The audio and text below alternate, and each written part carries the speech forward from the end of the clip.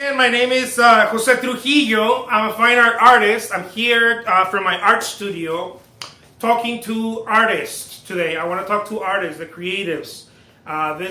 This idea pretty much fits in different types of media, whether you're a photographer, a painter, a sculptor, or maybe even a musician. Who knows? See if it fits in your media. Okay. I'm a painter, so I talk directly from what I do. I create mixed media, I create abstract art. I just call myself an artist because I like to do different types of art. I'm going to explain to you why, okay? Don't get trapped in the idea of a single theme or or a collection when it comes to creating your art. Here's why. Over the years, we've been taught, and I think this probably came from the school of it depends on the type of art you do, okay? But it probably came from it's an old school idea. Is what I'm trying to say. It's a very old school idea. Maybe it was for the advantage of gallerists, maybe art agents, the salespeople, the galleries. And this is the idea. They tell you, or you've heard, or you read somewhere. I certainly read and heard and was told. Stay to a cohesive theme. Stay in a cohesive, this or that, and then be known for that, right? To me, it's it kind of doesn't make sense if you're an artist. And I used to believe that for years. I used to believe. I'm going to give you an example. Monet, the water lilies years, Monet, the haystack years, and you see it with modern artists, especially the big artists. They create a collection. It's kind of like a working formula, and it works for them, and they just kind of, propel with it. They go with it, It's my belief that this idea has infiltrated into artists who don't have big names. And there we go, all of us going and, I can only create still life with flowers. That's all I'm going to do because I got to be known as the guy with a still life with flowers, And then some opportunity comes along of you painting a landscape or someone says, can you do this landscape? Or maybe you can do portraits and someone says, can you do this portrait? And you're like, no, I can only do portraits of cats. I want to be known for the guy who does portraits of cats. And what I'm trying to say is that you're letting go of all this opportunity,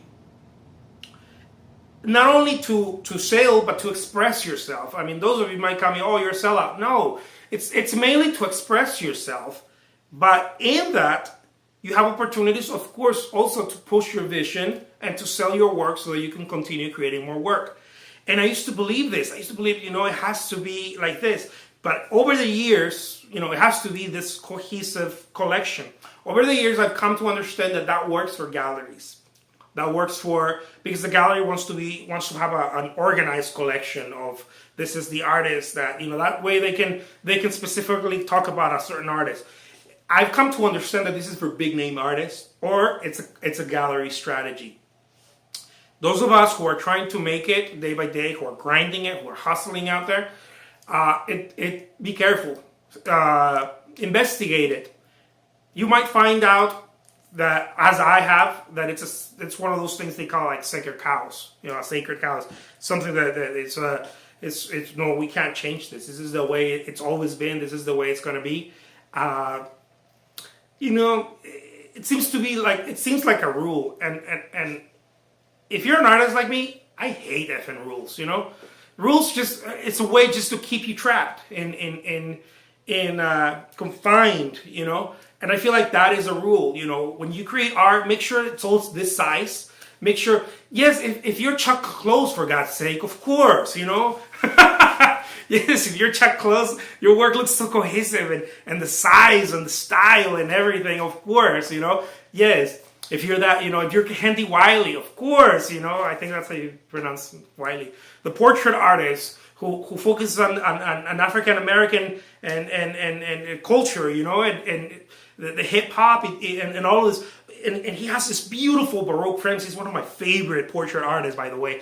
He has these beautiful frames, Baroque frames, and he's, you know, he's kind of doing a twist of that, of the antique, the Baroque, the Rococo kind of style with the flowers and the backdrops and all of that. Those of you who've seen his work, it's amazing.